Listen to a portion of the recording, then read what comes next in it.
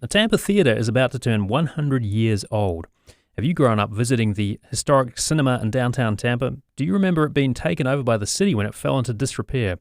And why do you think it's become such a beloved symbol of the community? You can call and share your stories about the Tampa Theatre, 813-755-6562. That's 813-755-6562, or email FloridaMatters@WUSF.org. Now, the Centennial arrives with a new leader heading up the historic venue. George Levesque started as CEO and president of Tampa Theatre in June, and he's joining us now on Florida Matters Live and Local. Welcome. Thank you for having me, Matthew. And so it's kind of you've been in Tampa Bay just for a little bit now. We'd like to start off with a short quiz about your new office. It's quite a gem. So question one. Tampa Theatre is considered an atmospheric theatre. What exactly does that mean? It's a great question. So an atmospheric theater, you should be sitting in the theater and looking around and feel like you're outdoors. So if you let me just digress momentarily, people used to watch something called a Nickelodeon around the turn of the century, right? Nickelodeon, 5 cents, nickel. Odeon was French for something like video or film. So people would pay their 5 cents. They'd go into some warehouse and there'd be a sheet against the wall and someone would show them a magic movie. Well, lo and behold, Paramount Theaters, all these fabulous theaters wanted to change the image of movies. So they started building these movie palaces all over the United States. It was a very short amount of time, maybe 15 to 20 years. And there was a subset of these called atmospheric theaters. And there's about 100 left in the United States, 140 left in the world. And there's only 18 that were built by John Eberson. He's the guy who invented them. He built 18 of them, and he says that his finest is the one in Tampa Theatre in Tampa. Okay, so as a director, I imagine it must be a real kind of prize to actually be leading this place now. It is a prize. I hope everybody in Tampa, and I think Tampa knows this, but maybe everyone in Florida and the United States knows too, that this is a very architecturally significant building. And it was so significant for me. I wanted to see it before I started working here. About a year before I even applied for the job, I had come to Tampa Theatre just to see Tampa Theatre, and spent a weekend there, watched a show, met John Bell, the outgoing CEO, the marketing director, had a ball, and fell in love with Tampa Theatre and thought this is just a magical place.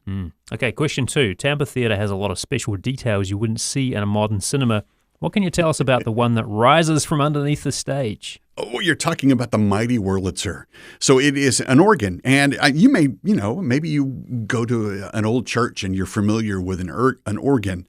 This is different. This is a theatrical organ. It has buttons that make sound effects. It's got a different sound to it. It's built completely different. And they made those, of course, because so many of these movie theaters, Tampa Theatre opened in 1926. There was no such thing as talkies until 27 or 28.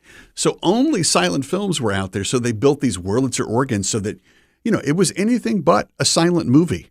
There was sound coming out galore, and it was made by an orchestra and that wonderful, wonderful organ, the mighty Wurlitzer.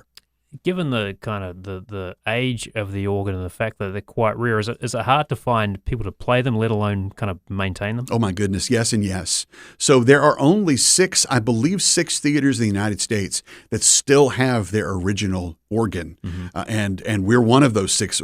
And it's the pipes. Those are the original pipes back there. And I mean, I'll get into this later, but hopefully our next phase of our restoration is going in and restoring more of the mighty Wurlitzer itself. But yes, it is there's clubs all across the United States that want to care for these organs, but they're aging. The people in those are aging. But we do have a lovely group of volunteers that want to play it, that want to work on it. We have this fabulous professor at the University of Tampa who loves to play the organ and has got to be one of the best in the world. So we're very fortunate in Tampa to have those kinds of resources around. And finally, locals love the Tampa Theatre, including a number of annual celebrations and events that take place. Can you name one of those? Wine Fest. Ooh. And I haven't been there yet and seen it, but that happens coming up in March. And it sells out. People have a ball. I'm looking forward to that. Another one they do is the Academy Awards night. And that is, whenever the Academy Awards are, and that can be either February or March. But I flew in for that in 2024.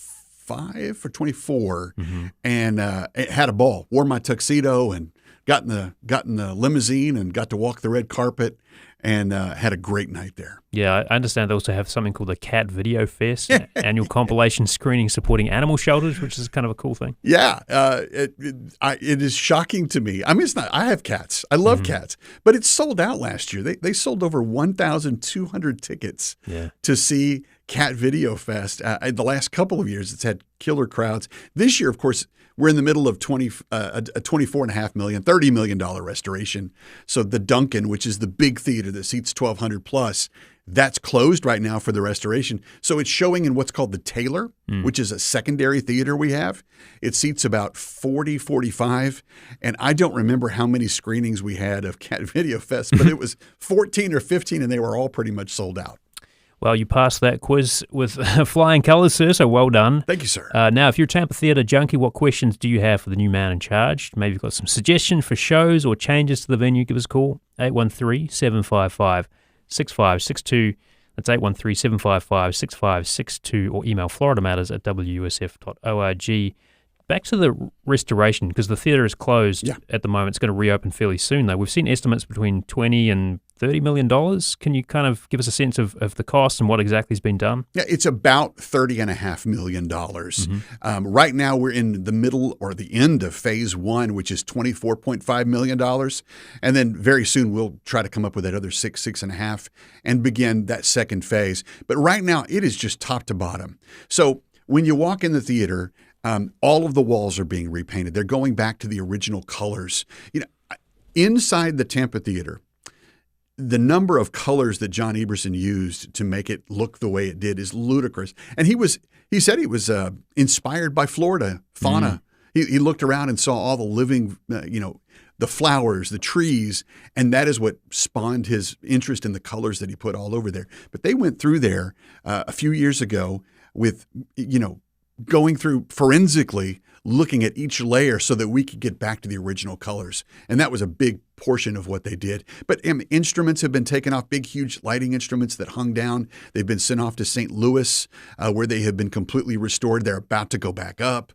The list goes on and on. But the thing that I might be most excited about, and I know our marketing director is most excited about, Jill, is the Florida Avenue side, right? So the back of the theater, there are 2 floors back there, or 3 floors back there, that used to be sublet basically in 1926 to a haberdashery or some kind of, a business. Well, we've taken those, they've just been unused for the last few years, and we have restored those, and we're going to make it an education center. So we can't wait. We've had wonderful luck over the years putting together, and we've teamed up with the University of South Florida to put on just fabulous camps that so many kids have been able to experience over the summer for film camp.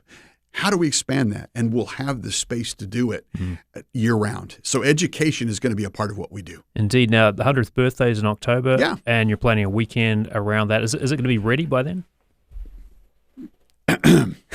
Knock on wood. Actually, we're being told, that it is ahead of schedule and that we should be open by October 1st. But you know as well as I do, one piece of equipment suddenly, oh, you know what? There was a problem with a tariff in that country or something else. Sure, and a building that old, you're going to come up against things you just can't plan for, right? Matthew, you nailed it on the head. Nothing that we're doing is simple. The restoring the plaster, well, you've got to have an expert. You got to fly an expert in to do that. They're restoring tapestries that were made in the 20s. You've got to have the right person to do that. Going backstage and putting in technical equipment, you can't go buy that at Best Buy. They're not selling, huge audio systems and lights. You've got to get that from somewhere else. So yes, there is a lead time, and there's it's like air traffic control to get a $24.5 million restoration done over the course of 6 months. Yeah. Now, you've come here from Abilene, Texas, where you were the longtime leader of the historic Paramount Theater. There's some differences, obviously. It's like 170,000, I think, odd in Abilene. Yeah. So bit of a difference there. Much smaller metro. Yeah. What are some of the similarities between there and Tampa Theater, and what made you want to come here? Well, they're both atmospheric theaters. And so and that was my favorite place on the face of the earth was Paramount Abilene. It is a lovely theater, about the same number of seats. It's about the same size. It is a fabulously gorgeous theater. And the people of Abilene, I think like the people of Tampa, love it. It is beloved. It is dead center downtown. It is the only theater that survived. And that's exactly the history of Tampa theater. You know, there used to be 5 or 6 theaters just in a couple of block radius of that theater, and it's the only one to have survived. So they have that in common. They're atmospheric, again, so stars and clouds, and you're supposed to feel like you're in a courtyard at night watching a movie. They have that in common. But I think the thing that is most in common is that they're beloved by their communities, and somehow the community saved them.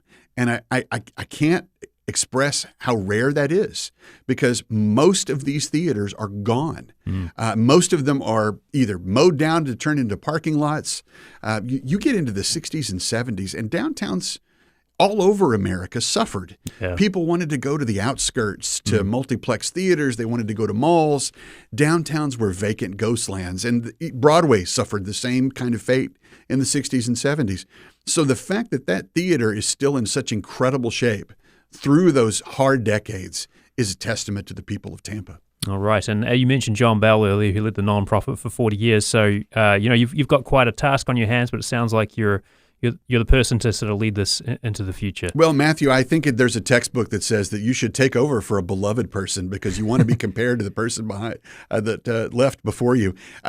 He's fabulous, and you know what? He's known in the industry. He won the 2024 League of Historic American Theaters trophy for his singular contributions to historic theaters in America. George Levesque is the new CEO and president of the Tampa Theatre. Thank you so much for stopping by. Thanks for having me.